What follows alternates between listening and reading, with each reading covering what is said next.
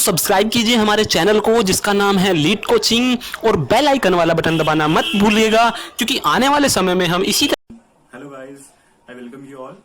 And thumbnail देख के तो आप लोग समझ ही गए होंगे कि आज किस चीज के बारे में हम लोग बेसिकली बात करने वाले हैं।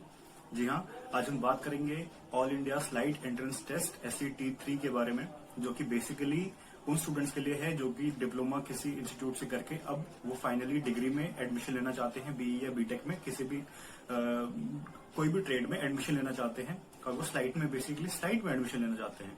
तो ये वीडियो पूरी तरह से बेस्ड है स्लाइड के लिए और मैं इसमें स्लाइड से जुड़ी हुई सारी इन्फॉर्मेशन देना चाहूंगा आप लोगों को। और मैं पूरी तरीके से जितना चीजें मैंने फेस की थी, जो भी मेरे को प्रॉब्लम्स आई थी, वो चीजें भी आप लोगों के साथ शेयर करूंगा। तो इस वीडियो को चलिए शुरू करते हैं। और सबसे पहले मैं आपको सबको छोटा सा इंट्रोडक्शन अपना दे दूं कि जी हाँ, मैंने अपना डिप्लोमा दिल्ली से ही, my name is Ashutosh Jha, और मैंने अपना डिप्लोमा दिल्ली से ही GB Pant institute of technology से मैकेनिकल इंजीनियरिंग में पूरी की थी 2018 में।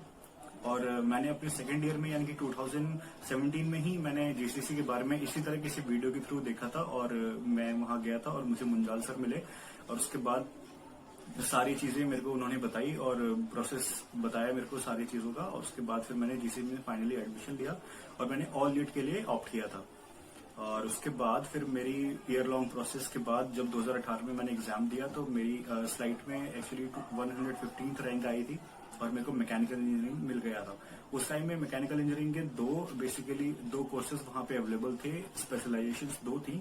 पहला स्पेशलाइजेशन था वेल्डिंग टेक्नोलॉजी में और दूसरा स्पेशलाइजेशन मैन्युफैक्चरिंग इंजीनियरिंग में, जो कि हालांकि अब एक कर दिया गया है। अब वो सारी चीजें एक हो गई हैं, कोर मैकेनिकल हो गया। तो आज इस वीडियो को मैंने बेसिकली 4 पार्ट्स में डिवाइड किया है आप लोगों की सहूलियत के लिए। मैंने 4 पार्ट्स में डिवाइड किया है इस वीडियो को। पहला पार्ट होगा कि इंस्टीट्यूट के बारे में एक जनरल इन्फॉर्मेशन आप लोगों को दी जाए, और उसके बाद सेकंड पार्ट होगा एडमिशन प्रोसेस से रिलेटेड, जिसमें एडमिशन से रिलेटेड सारी चीजें मैं आप लोगों को बताऊंगा, सिलेबस के बारे में चीजें बताऊंगा और भी बहुत सारी चीजें आप लोगों के साथ शेयर करूंगा। और तीसरा पार्ट होगा बेसिकली जो आप सभी लोग जानना चाहते होंगे, जो सीरियसली एस्पेरेंट हैं स्लाइड SET3 के लिए, तो उन लोगों के लिए जो तीसरी चीज होगी वो ये होगी कि क्या इन्वायरमेंट है वहां पे स्लाइड में, कैंपस इन्वायरमेंट क्या है, और उसके बाद जो फैसिलिटीज हैं हमको स्लाइड में वो कैसे मिलती हैं। तो ये सारी चीजें आपको थर्ड पार्ट में मैं बताऊंगा। और फाइनली जो आखिरी पार्ट होने वाला है वीडियो का, वो बहुत ही ज्यादा इन्फॉर्मेटिव और बहुत ही ज्यादा क्यूरियस पार्ट है, वो उसको बिल्कुल भी मिस ना करें। उसमें मैंने वो सारी चीजें बताई हैं जो किसी भी स्टूडेंट के लिए बहुत ही ज्यादा हेल्पफुल हो सकती हैं। उसमें स्कॉलरशिप से रिलेटेड बहुत सारी चीजें बताई हैं मैंने, और उसमें मैं बेसिकली शेयर करूंगा जो भी एक्स्ट्रा चीजें हैं जो कि आपको इंस्टीट्यूट के बारे में जानना जरूरी है, और प्रोज एंड कॉन्स सारी चीजों के मैं आपको फाइनली उसमें कंक्लूड करके बताऊंगा।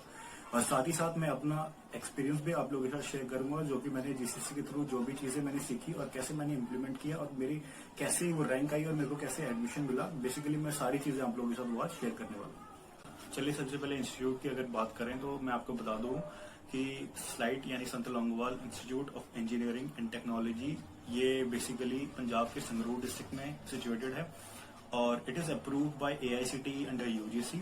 सबसे बढ़िया बात अगर मैं स्लाइड की बताऊं तो वो यही होगी कि ये एक डीम्ड यूनिवर्सिटी है और fully funded by central government. ये एक बहुत बड़ी बात है इंस्टीट्यूट की। एंड अगर हम आगे बढ़े तो मैं आपको इसके कोर्सेज के बारे में बताऊंगा।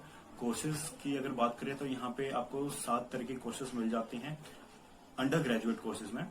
वैसे सबसे इससे पहले यहाँ पे 8 तरह के कोर्सेज, 8 कोर्सेज थे, जिसमें कि अभी मैकेनिकल में जो 2 स्पेशलाइजेशन, जैसे कि मैंने आपको वीडियो के स्टार्टिंग में बताया कि उसमें से एक स्पेशलाइजेशन, उसको दोनों स्पेशलाइजेशन को कंबाइन कर दिया गया है, अब वो कोर मैकेनिकल हो गया। तो इसलिए अब यहाँ पे 7 डिग्रीज हो गई हैं।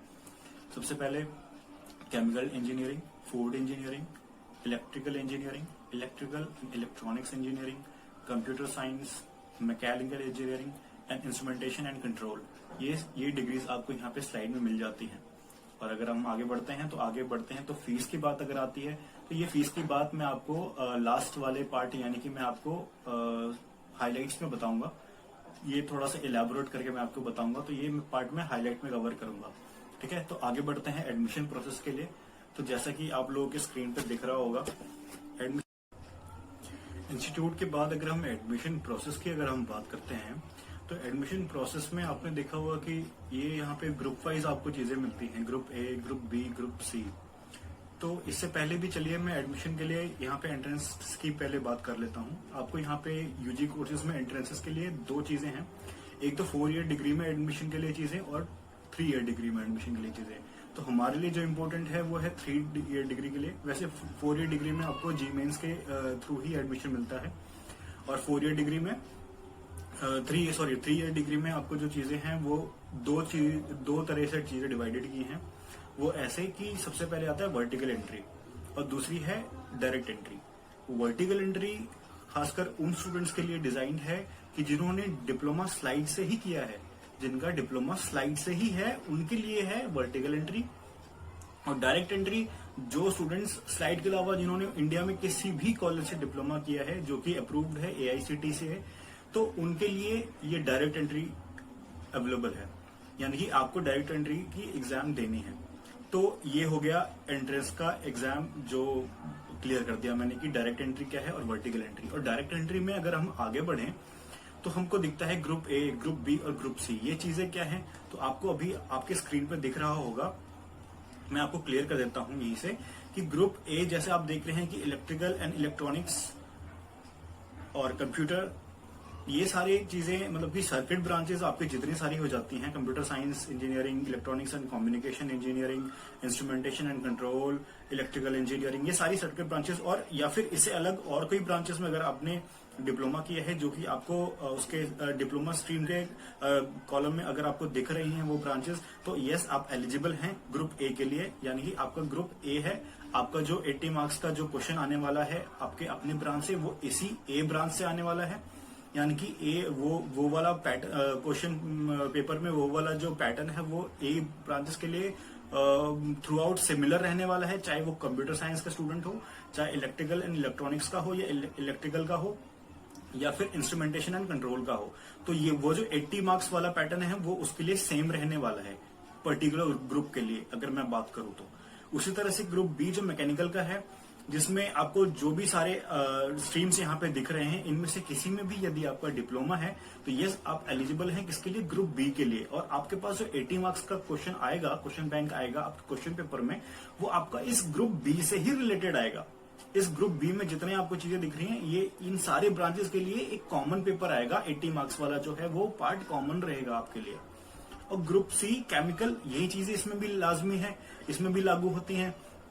ग्रुप सी में हमारे कौन कौन से ब्रांचेस आ जाते हैं, ग्रुप सी में हमारे केमिकल इंजीनियरिंग, फूड टेक्नोलॉजी, और यहाँ पे कॉलम में अगर आपको इसमें से कोई भी ब्रांचेस आप देख रहे हैं ये सारे ही ग्रुप सी के लिए एलिजिबल ब्रांचेस हैं। यानी कि इनमें से कोई भी यदि ब्रांच आपका है तो इसमें ग्रुप सी के लिए जो चीजें पैटर्न दिए हुए हैं, जो सिलेबस प्रिस्क्राइब्ड की हैं स्लाइड ने, यूनिवर्सिटी ने, तो वही सिलेबस आपका होगा थ्रू आउट ग्रुप सी।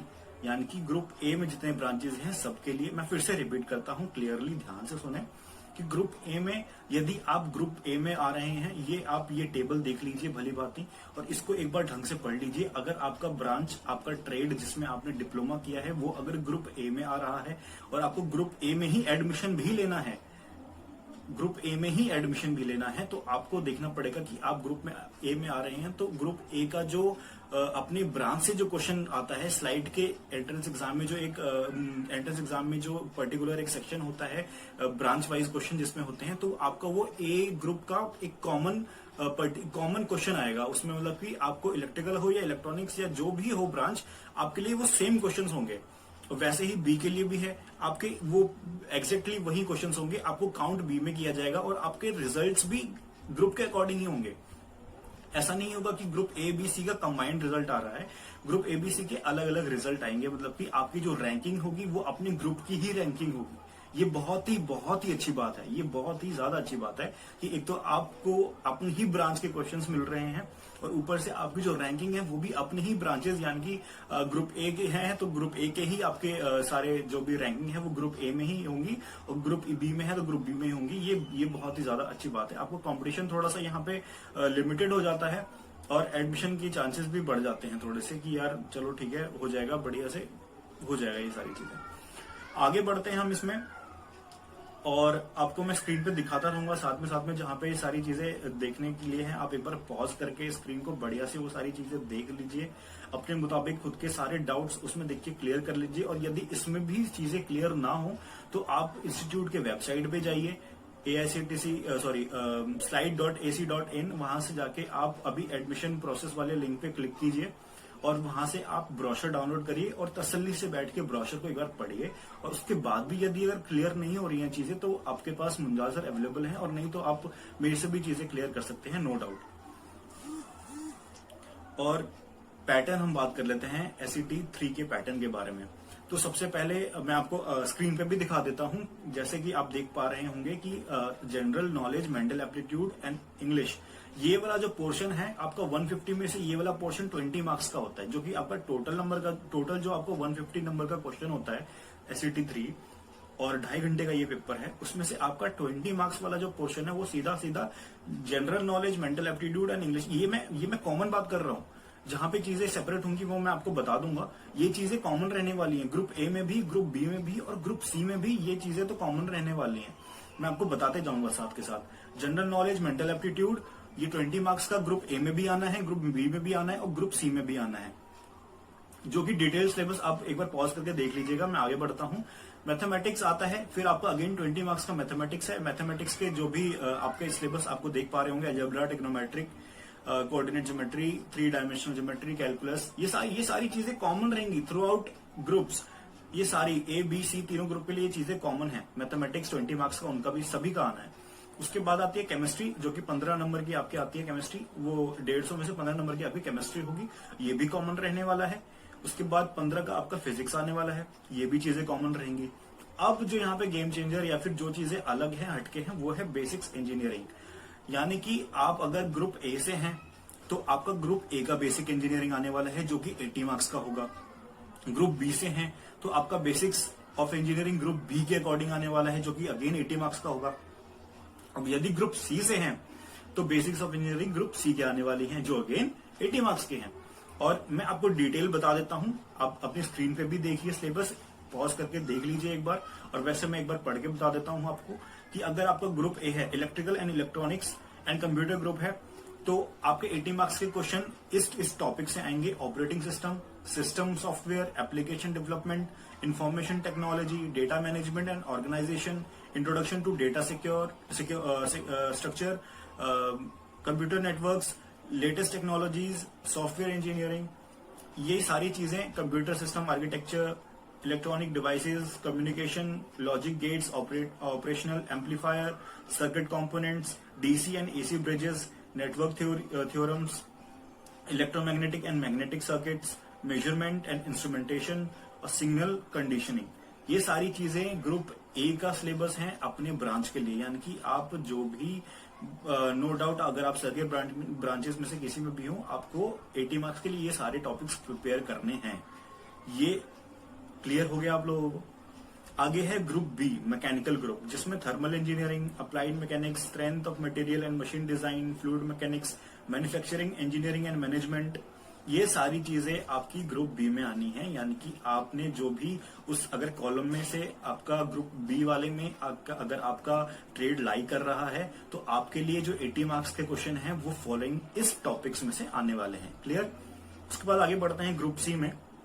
तो ग्रुप सी जैसा कि आप देख पा रहे हैं कि केमिकल एंड फूड ग्रुप का है, जिसमें से कि आपके 80 मार्क्स से क्वेश्चन आने वाले हैं। वो इस टॉपिक से आएंगे कि chemical engineering, thermodynamics, chemical reaction engineering, उसके बाद हीट एंड मास ट्रांसफर, बहुत ही important topic, unit operations, process instrumentation, environmental studies, food chemistry and microbiology, food process technology, food analysis and quality control.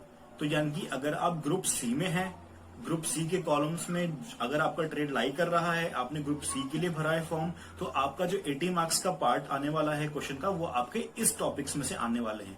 बाकी फिर से मैं एक बार स्टार्टिंग से बता देता हूं, जो इंग्लिश, जीके एंड एप्टीट्यूड वाला पार्ट है, मैथमेटिक्स वाला पार्ट है, फिजिक्स वाला पार्ट है और केमिस्ट्री वाला पार्ट है, ये थ्रू आउट सेम रहने वाले हैं सारे ब्रांचेस के लिए। ये तो वेटेज और सिलेबस सेम है A, B, C तीनों ग्रुप्स के लिए। और ये बाकी बेसिक्स ऑफ इंजीनियरिंग वाला जो पार्ट है वो ही खाली आपका डिफरेंट होगा A, B, C तीनों के लिए। और जो डिफरेंस है वो मैंने आपको बता दिया है। एक बार आप बैक जाके भी एक बार देख लीजिए वीडियो में, ढंग से ये चीजें 4 बार 5 बार 6 बार जितनी बार देखनी हो, ढंग से ये चीजें देख के एनालाइज करिए और उसको समझिए कि आपकी ब्रांचेस में क्या क्या चीजें आ रही हैं और उसी टॉपिक को प्रिपेयर करिए। आगे बढ़ते हैं हम इसमें मेरे हिसाब से एडमिशन वाले प्रोसेस में ये सारी चीजें क्लियर हो गई हैं। बस एक चीज है, हाँ एक चीज रहती है, मैं आपको सीट मैट्रिक्स भी एक बार बताना चाहूंगा आप लोगों को, इस बार का सीट मैट्रिक्स। और अगर आप देख पा रहे होंगे अपने स्क्रीन पे, तो सीट मैट्रिक्स इस बार का ये देखिए, टोटल 117 वैकेंसीज हैं सारे ग्रुप्स को मिला के, जिसमें से कि 15 आपकी केमिकल इंस्ट्रूमेंटेशन एंड कंट्रोल में 12 सीट्स, फिर 10 सीट्स हैं हमारी इलेक्ट्रिकल इंजीनियरिंग में, मैकेनिकल में अगेन 29, जो कि सबसे ज्यादा सीट्स आपको मैकेनिकल इंजीनियरिंग में ही मिलती है। तो ये भाई लॉटरी है आपके लिए, मैकेनिकल वालों आपके लिए ये लॉटरी है भाई। ढंग से प्रिपेयर करो, आराम से क्लियर हो जाएगा, पूरे ढंग से एकदम लग जाओ बस अभी से। 29 सीट्स हैं, सीट्स कम नहीं होंगी, बढ़ ही सकती हैं। अगर वेकेंट रह गई सीट्स बढ़ भी सकती हैं, कम नहीं हो सकती सीट्स। 29 तो फिक्स्ड है, यानी कि जो सीट मैट्रिक्स से बता रहे हैं इतनी तो सीट फिक्स्ड है आपकी। इसमें से आपको सीट बढ़ भी सकती है, तो कोशिश करना बढ़िया से बढ़िया रैंक लाओ। और यार इजी नहीं है, मैं आपको वीडियो के लास्ट में बताऊंगा चीजें, एक आध ट्रिक भी बताऊंगा जो कि नॉन जीसीसी है और जीसीसीएन में भी है, उनके लिए भी, ये दोनों के लिए मैं ट्रिक बताऊंगा लास्ट में, तो ध्यान से देखते रहना भाई।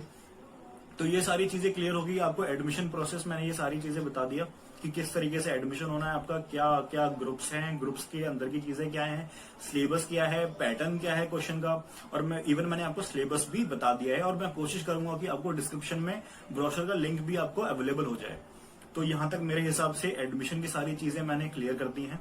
उसके बाद हम आगे बढ़ते हैं, आगे हम चलेंगे इंस्टीट्यूट के बारे में, यानी कि आपको फैसिलिटीज और जो भी सारी वहां पे कैंपस लाइफ है, मैं आपको ये मैंने ऐड ऑन किया है वो इसलिए कि भाई जो आप लोग मोटिवेटेड हो स्लाइड के लिए, उनको थोड़ी और मोटिवेशन मिले। और भाई वो सारी चीजें देख के यार अच्छा है, गवर्नमेंट इंस्टीट्यूट यार किसको नहीं चाहिए, तो यार थोड़ा मेहनत कर रहे हो तो थोड़ा एक्स्ट्रा एफर्ट लास्ट स्टेज है, लगा दो एक बार, थोड़ा हो जाएगा सारी चीजें, ठीक है। तो बात करते हैं हम इंस्टीट्यूट की।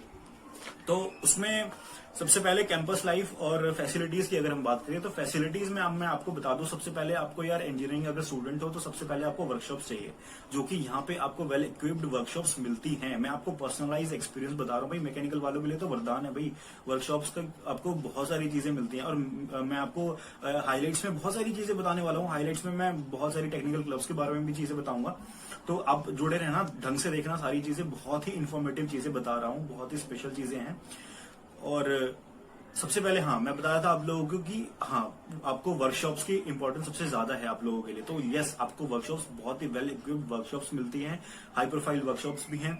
उसके बाद हॉस्टल्स, यहाँ पे टोटल बॉयज के लिए कुल मिला के 10 हॉस्टल्स हैं यहाँ पे, ठीक है। सभी के सभी इंडियन साइंटिस्ट के ऊपर नाम यहाँ पे हॉस्टल्स के दिए हुए हैं। मैं आपको कैंपस लाइफ बता रहा हूँ, टोटल चीजें, दोनों चीजें कंबाइन करके चल रहा हूँ मैं, फैसिलिटीज एंड कैंपस लाइफ दोनों चीजें बताता रहूंगा साथ के साथ। सेंट्रल लाइब्रेरी है 24/7 भाई, सेंट्रल लाइब्रेरी आप कभी भी जाके फायदा उठाओ, सेंट्रल लाइब्रेरी वहीं रहो या दिन भर पढ़े रहो, कोई दिक्कत नहीं है, पढ़ते रहो नो डाउट भाई, एसी में बैठो आराम से पढ़ो, दिन रात पढ़ो, कोई दिक्कत नहीं है भाई। यही तो एक मेरे को बहुत ही खास बात लगती है वहां की भाई, करो चीजें जितनी करनी है भाई, आपको टाइम फुल मिलता है।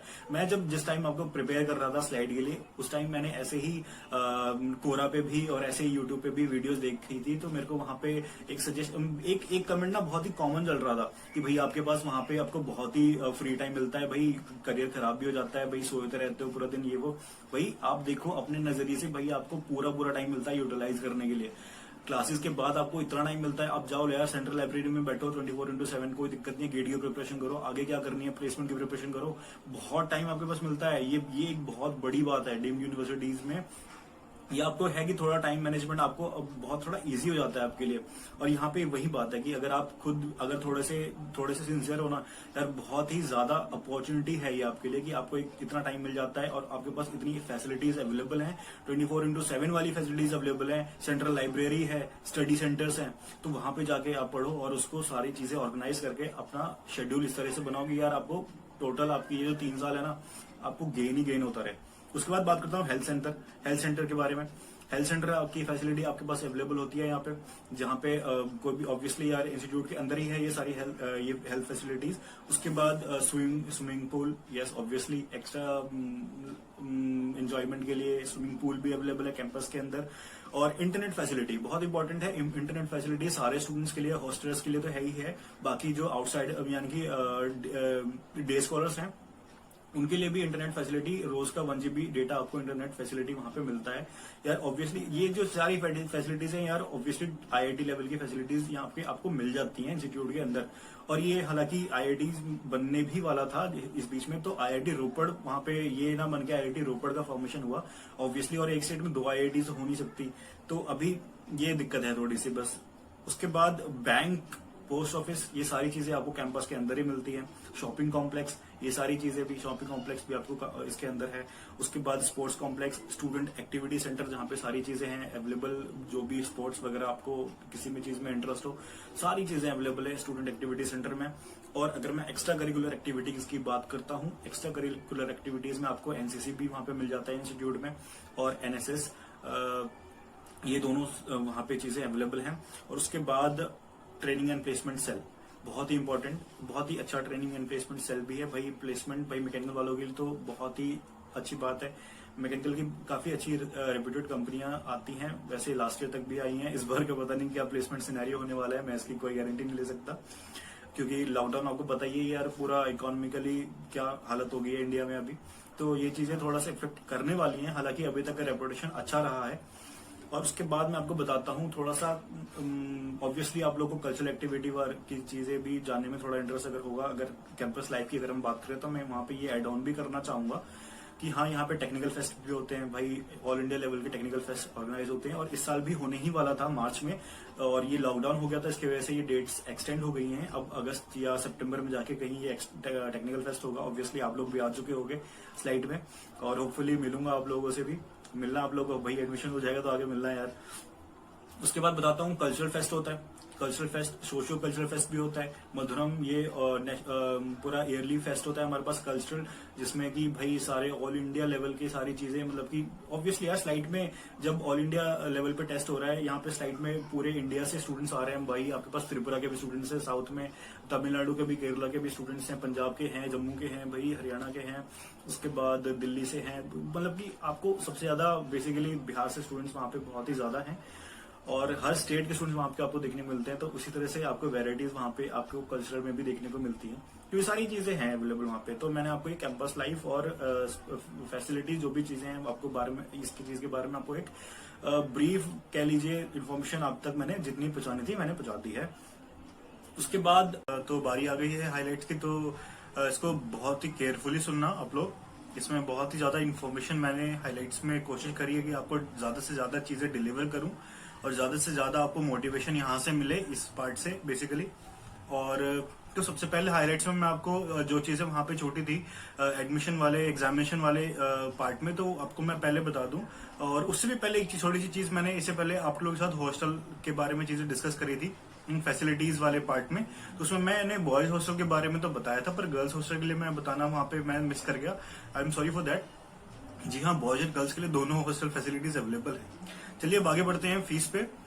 तो फीस मैट्रिक्स को समझने के लिए आपके स्क्रीन पे आपको फीस स्ट्रक्चर दिख रहा होगा कॉलेज का। इस बार का रिवाइज स्ट्रक्चर आपके सामने मैंने ये दिखाया है, तो जिसमें से कि आप लोग बी वाला कॉलम अगर देखें तो refundable caution money without any interest, ये 5000 रुपीज आपके पास इंस्टीट्यूट का रिफंडेबल मनी आपको वहां फर्स्ट टाइम आप जब एडमिशन ले रहे होते हो, यानी कि जब आप 3rd सेमेस्टर में एडमिशन ले रहे हो, तो उस टाइम में आपको ये पे करना है। यानी कि ये अगर आप टोटल सम कर दो, आप 63,500 के अराउंड आपके पास ये टोटल सम आ जाता है, जिसमें से भी आपको देखने वाली चीजें हैं कि अगर पार्ट बी देखो तो नॉन रिफंडेबल फी जो है वो 14,000 है, ये आपको वन टाइम पेमेंट है। ये नॉन रिफंडेबल फी ये आपको इंस्टीट्यूट को देना पड़ता है। और उसी के जस्ट नीचे अगर आप देखो तो 31,000 ये आपका पर सेमेस्टर का फी है इंस्टीट्यूट का। और उसके बाद और ये चीजें, ये वाला फी जो है आपको पर सेमेस्टर पे करना है, और साथ में ही जो आपकी हॉस्टल फैसिलिटी की फी है 3500 ये आपको पर सेमेस्टर, यानी कि टोटल अगर दोनों को अगर जोड़ दिया जाए 3500 ये 31 वो, तो 34,500 के अराउंड आपको ऑलमोस्ट आपकी सेमेस्टर फी होगी। पर अगर one time first time 3rd semester की अगर मैं बात करूं तो आपको ये 63,500 पे करना पड़ता है। वो इसलिए क्योंकि आपका इंस्टीट्यूट का 5,000 का यहाँ पे रिफंडेबल कॉशन मनी जमा होता है, और उसके बाद 10,000 आपके पास हॉस्टल का कॉशन मनी आपको नॉन रिफंडेबल जमा करना पड़ता है, जो कि आपको रिफंड हो जाता है जब आप यहाँ से नो ड्यूज करवाते हो। जब आप अपनी डिग्री कंप्लीट करके यहाँ से नो ड्यूज करवाते हैं तो आपको ये 10,000 हॉस्टल वाले और 5,000 इंस्टीट्यूट के ये आपको रिफंड हो जाते हैं। तो चलिए, ये हो गया फीस मैट्रिक्स यहाँ पे कंप्लीट। उसके बाद फीस डिटेल के बाद हम आगे बात करते हैं बहुत ही ज्यादा इंपॉर्टेंट और बहुत ही ज्यादा क्यूरियोसिटी वाला जो पार्ट है वो है यहाँ पे स्कॉलरशिप्स वाला। उस पर अगर हम बात करें तो उससे भी पहले चलिए एक बार बात कर लेते हैं इसमें रिजर्वेशन के ऊपर। तो ये आपको रिजर्वेशन मिल जाती है इसमें। मैं रिजर्वेशन आपको बता देता हूँ, जो भी नॉर्म्स है वैसे एआईसीटी की उसी नॉर्म्स के ऊपर इंस्टीट्यूट काम करता है बेसिकली, तो उसी के हिसाब से आपको मिल जाता है। फिर भी मैं आपको थोड़ा सा इलेबोरेट कर देता हूँ, आपको स्क्रीन पर भी आपको दिख रहा होगा। For schedule caste SC 15%। जी, ये मैं पंजाब रीजन की बात नहीं कर रहा हूँ, आउटसाइड ऑफ पंजाब की मैं बात कर रहा हूँ, ठीक है। तो ये एक्सटेंड ऑफ रिजर्वेशन है ये सारी चीजें। For schedule caste it is 15%, for schedule tribes 7.5, physically handicap इसमें भी with in respective category including general category, ये ध्यान देने वाली चीज है, ठीक है। 5% आपको मिल जाती है। उसके बाद for OBC 27% and EWS reservation 5%, ये रिसेंटली ऐड हुआ है। ईडब्ल्यूएस रिजर्वेशन 5%, इसके लिए अलग नॉर्म्स हैं, इसके लिए कैटेगरी वाइज आप देख लीजिए चीजें क्या क्या, कौन कौन से डॉक्यूमेंट्स इंपॉर्टेंट हैं, एक बार गो थ्रू कर लीजिए आप भी ब्रोशर से, तो आपको सारी चीजें आइडिया लग जाएंगी इसमें। स्कॉलरशिप्स के बारे में आप लोगों को मैं बताना चाहूंगा अब हाइलाइट्स में, बहुत ही सबसे ज्यादा हाईलाइटेड पार्ट है ये स्कॉलरशिप्स का, ठीक है। तो सबसे पहले जो स्टूडेंट्स आप SCT 3 के लिए प्रिपेयर कर रहे हैं, ठीक है, उनमें मैं बताना चाहूंगा कि SCT 3 में अगर मान लीजिए कि मैं एक एग्जांपल देके समझाता हूँ कि आपने ग्रुप A के स्टूडेंट है, ठीक है, और आपकी ग्रुप A में रैंक बाई चांस अगर मान लीजिए कि रैंक अगर आपकी आती है 50 मान लीजिए, ठीक है, आपकी इंटीग्रेटेड रैंक 50 है, क्योंकि इसमें सारे ब्रांचेस हैं, यानी कि इलेक्ट्रॉनिक सर्किट ब्रांचेस सारे हैं इसमें आपके इंटीग्रेटेड। अगर इसमें सारे अगर रैंक आपकी है पूरे ग्रुप A में 50, और अगर वहीं पे अगर आपकी क्लास में अपने ट्रेड में अगर आपकी रैंक वही 10 to 15 के बीच में आती है तो कंफर्म्ड आपको TFW मिल जाएगा, यानी कि आपकी सारी ट्यूशन फी रिलैक्स हो जाएंगी, ठीक है। सिर्फ और सिर्फ आपको हॉस्टल एंड अदर चार्जेस ही पे करने पड़ेगी, जो कि अराउंड 4 to 6,000 रुपीज हो जाता है, यानी कि 34,500 रुपए से लेके सीधा आपको 6,500 के आसपास 4 से 6,000 के आसपास आपको पे करना पड़ता है। बहुत ही बड़ी अपॉर्चुनिटी है, ठीक है। आगे बढ़ते हैं। EWS 5% इस बार से रिलैक्सेशन मिलना स्टार्ट हुआ है स्टूडेंट्स को EWS कोटा के थ्रू। EWS अगर आप इकोनॉमिकली वीकर सेक्शन से बिलोंग करते हैं, ठीक है, और आप बस वेल डॉक्यूमेंट्स इसके लिए हैं, जो भी प्रूफ मांगे हुए हैं इंस्टीट्यूट ने, ठीक है, और जिस भी डेट के अकॉर्डिंग मांगे हैं, आप एक बार जाके वो सारे नॉर्म्स एक बार गो थ्रू कर लीजिए, रीड कर लीजिए, उसको बढ़िया से ब्रोशर में देख लीजिए, ठीक है, और वहां से आपको ये सारी चीजें क्लियर हो जाएंगी, तो आपको EWS का भी यहाँ पे स्कॉलरशिप आपको अवेलेबल हो जाता है, ठीक है। उसके बाद आगे बढ़ते हैं स्टेट के स्कॉलरशिप्स, जो भी अगर आपके अपने अपने पर्टिकुलर स्टेट्स में, अगर आप बिहार से हैं, यूपी से हैं, उत्तराखंड से हैं, जहां से भी हैं, आपकी उस स्टेट में अगर कोई स्कॉलरशिप स्कीम चल रही है गवर्नमेंट की, वो भी आप अवेल कर सकते हैं, ठीक है। वहां से आप फॉर्म सबमिट करके सारी चीजें वहां से यहाँ अवेल कर सकते हैं, ठीक है। आगे बढ़ते हैं प्राइज मनी की, यानी कि जो स्टूडेंट्स मेरिटोरियस स्टूडेंट्स पूरा ईयरली आप बढ़िया परफॉर्म करते हैं, ठीक है, रैंक लेके आते हैं, ठीक है, अपनी क्लास में, तो उनको भी कुछ प्राइज मनी देकर उनको अवार्ड दिया जाता है, ठीक है। उसके बाद अगर जैसे कि आपने 3rd सेमेस्टर में एडमिशन लिया और 3rd and 4th सेमेस्टर का कंबाइंड रिजल्ट जब आपका आता है, तो उसमें अगर आप एक डिसेंट रैंक पे होते हैं क्लास में, तो आपको फाइनल ईयर वालों के साथ आपको सिंगल रूम अलॉट कर दिया जाता है, ठीक है, तो आपको शिफ्ट कर दिया जाता है। ये एक बहुत ही बड़ी अपॉर्चुनिटी मिल जाती है आपको, एकदम लॉकडाउन हो गया, पढ़ने के लिए आजादी मिल जाती है पूरी, ठीक है, ढंग से। वैसे आप कंबाइंड हॉस्टल्स में रह रहे होते हो, उसके बाद आपको सीधा अगर बढ़िया रैंक आ रही है तो आपको सिंगल रूम्स में शिफ्ट कर दिया जाता है, तो ये एक बहुत ही बड़ी अपॉर्चुनिटी हो जाती है। उसके बाद हम बात करते हैं NSP की, नेशनल स्कॉलरशिप पोर्टल की। तो वहां पे अगर कोई MHRD की कोई भी अगर आपके पास स्कॉलरशिप अगर आपको दिख रही है, आप उसको अवेल कर सकते हो, तो नो डाउट आप उसकी पूरा एडवांटेजेस आप उसका लो, ठीक है। आपको इंस्टीट्यूट में मिल जाएगी सारी स्कॉलरशिप, वो क्योंकि सारी चीजें AICTE के नॉर्म्स पे चल रही हैं, तो अगर NSP पे ऐसी कोई स्कॉलरशिप अवेलेबल है तो आप वो भी अवेल कर सकते हो, ठीक है। उसके बाद मैं आपको एक छोटा सा इन्फॉर्मेशन और देना चाहूंगा कि यूपी में भाई आपको सिर्फ जनरल कैटेगरी वालों, आपको जनरल से ही आपको स्कॉलरशिप मिलती है यूपी गवर्नमेंट से, ठीक है, तो ये थोड़ी ध्यान देने वाली बात है। तो यहां तक बात पूरी होती है स्कॉलरशिप की, ठीक है। स्कॉलरशिप्स के बाद जैसा कि मैंने आप लोगों को कहा था कि मैं आपको टेक्निकल टीम्स के बारे में, यहाँ पे टेक्निकल क्लब्स के बारे में बताऊंगा, तो स्लाइड में आपको बहुत ही वैरायटी ऑफ चीजें मिलती हैं, ठीक है। टेक्निकल क्लब्स की पूछो तो यार यहाँ पे ऑल इंडिया लेवल की टीम्स हैं, ठीक है। फॉर एग्जांपल मैं आपको मैकेनिकल के लिए बताता हूँ, 3 टॉप टीम्स है मैकेनिकल की यहाँ पे। जंकयार्ड वॉरियर्स, भाई बाहर ऐसे ही इंडिया खेलती है जंकयार्ड वॉरियर्स, ठीक है। इंडियन पूरी जो इंडियन की जो भी बेस्ट टीम्स है इंडिया की, उसमें से टॉप 10 टीम्स में जंकयार्ड वॉरियर्स आती है, ठीक है। उसके बाद जगरनॉट है हमारे पास, ठीक है, ग्रीन रेंजर्स है, ठीक है। ये सारी टीम्स है भाई, बहुत ही बढ़िया कंट्रीब्यूशन है ये इंडिया में, ठीक है। तो ये टीम्स में होना अपने आप में एक बहुत ही बड़ी, ठीक है, प्राउड फीलिंग है। उसके बाद में एंडेवियर्स है हमारे पास, ठीक है। तो ऐसे करके यार हमारे पास बहुत सारी टीम्स हैं, ठीक है, टेक्निकल टीम्स। तो आपको अगर टेक्निकली आप इतने सारे बहुत ही ज्यादा एक्टिव हो, कोई दिक्कत नहीं होने वाली है यार, ठीक है। सीखने के लिए बहुत कुछ है वहां पे, ठीक है। तो ये सारी चीजें हो गई। बाद में अगर मैं अपने एक्सपीरियंस की बात करूं तो बस एक ही बात बोलूंगा कि जो नॉन जीसीसीएन है भाई, आप लोग अपनी ब्रांच की कुछ भी चीजें मत छोड़ना, ठीक है, सारी चीजें करके जाना। और जो जीसीसीएन है मैं उनको बोलूंगा कि भाई आप सीआरटी, ठीक है, फुल मॉक टेस्ट वगैरह जो भी फुल एंड टेस्ट हो रही हैं, उसमें जो आपके अपने ब्रांच के क्वेश्चंस हैं भाई, वो कुछ भी क्वेश्चन मत छोड़ना। अगर आप स्लाइड के लिए प्रॉपर स्लाइड के लिए मैं चीजें बता रहा हूँ कि अपने ब्रांच के क्वेश्चंस कोई भी मत छोड़ना, सारे क्वेश्चंस लगा के जाना, ठीक है। सब रिवाइज करके जाना, सारी सीआरटीज रिवाइज कर लेना अपनी ब्रांच की, ठीक है। और बाकी अदर्स की तो कर ही लेना, लेकिन अपनी ब्रांच की भाई मैं बता रहा हूँ उसको प्रेफरेंस देना, ठीक है, बढ़िया से करके जाना। क्योंकि 80 मार्क्स, ठीक है, 150 में से 80 मार्क्स भाई मैटर करते हैं, ठीक है। आप कुछ भी अटेम्प्ट नहीं करोगे, सिर्फ अपना ब्रांच भी करके आते हो ना 50 नंबर, तो आपकी डिसेंट रैंक लेके आप खड़े होगे स्लाइड पे, ठीक है। तो यही बता रहा हूँ मैं आपको कि कुछ भी मत छोड़ना। जो आपकी टेक्स्ट बुक्स हैं उसके अंदर भी जो क्वेश्चन दिए हुए हैं ब्रांच में, आपके ब्रांच वाइज और चैप्टर वाइज, तो भाई वो भी चीजें नहीं छोड़ना, ठीक है।